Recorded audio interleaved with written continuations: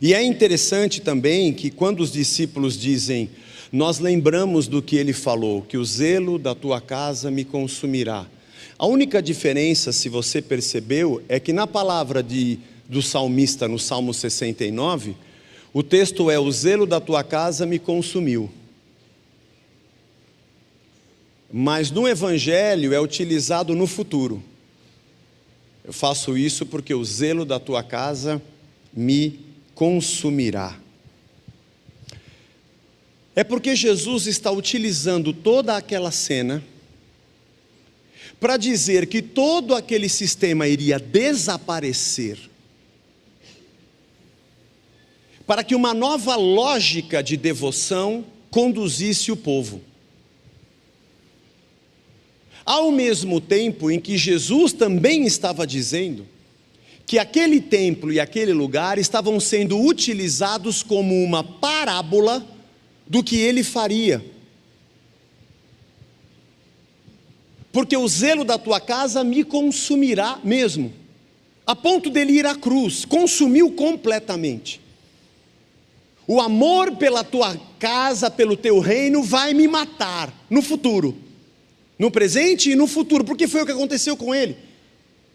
Mas ele não morreu por um templo de pedras. Quando perguntam a Jesus, tem um detalhe aqui muito bonito no texto original. Quando eles perguntam a Jesus, dá um sinal da sua autoridade, ele fala, derrubem esse templo, que eu em 3 dias o reconstruirei. O termo, o verbo construir é o verbo oikidomel. Oikos é casa em grego. Você que faz economia, sabe de onde vem economia? É oikos, que é casa, e nomos, que é lei. Oikonomia é a lei da casa. Olha que bonito, aprendeu mais uma. Então, quando você constrói, o verbo é o verbo que tem, é o verbo oikidomel, ou oikodomel, é o construir, edificar uma casa. Mas Jesus não usa esse verbo no original. Ele está usando o verbo regeiro, que significa levantar. Mas levantar no sentido de despertar da morte.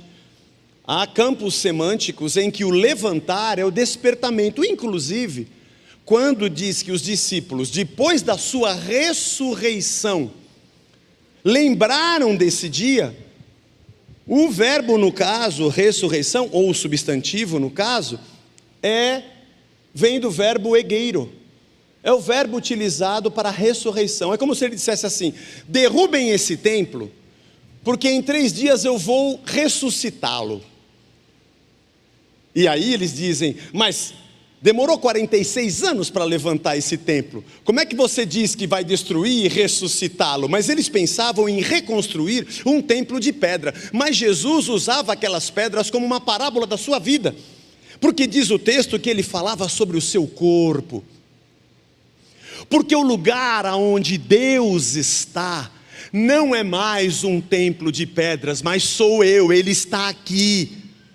Lembra do capítulo 1 que nós falamos de João? Ele habitou entre nós, e o habitar é exatamente o verbo montar o tabernáculo. Ele tabernaculou entre nós, Ele é o templo. Eu não entro no templo, nem vou ao Santo dos Santos para encontrar Deus, porque quem olha para Jesus já vê a Deus. É a pergunta de Filipe. Jesus, mostra-nos o Pai, isso nos bastará. E Jesus fala, Filipe, você anda comigo há 3 anos e não sacou ainda? Quem vê a mim, vê o Pai. O Pai está aqui. Todo movimento de fé dos dias de hoje, que faz pessoas acreditarem no templo, o templo da nossa igreja, como se Deus estivesse no templo, isso é anticristão. Ainda que nós tenhamos um prédio para abrigar as pessoas, mas Ele é o nosso templo, a habitação de Deus está em Cristo, e todos aqueles que creem passam a fazer parte do seu corpo, e por consequência, esse Espírito habita na unidade da sua igreja, e individualmente habita em cada um de nós, como disse Paulo, vocês são santuários da sua presença.